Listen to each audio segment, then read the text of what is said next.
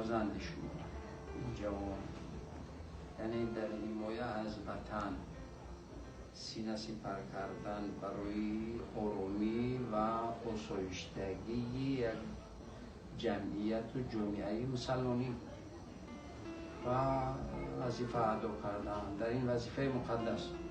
پیامبر علیه السلام میگه که دو آوازی هست که حتما پروردگار خودش میشنود، خودش اجر میدهد.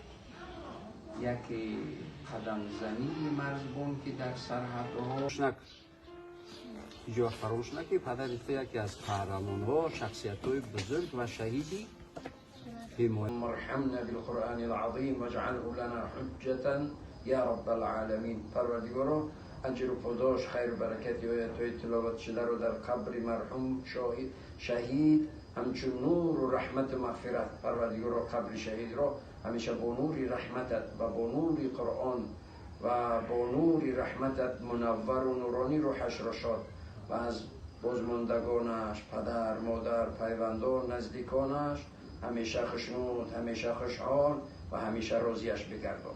پروردگارا اجر و پاداش، خیر و برکت آیات‌های تلاوت شده رو برای اهل این خانواده و همه حاضرین همچون نور و هدایت و برکت بگردان.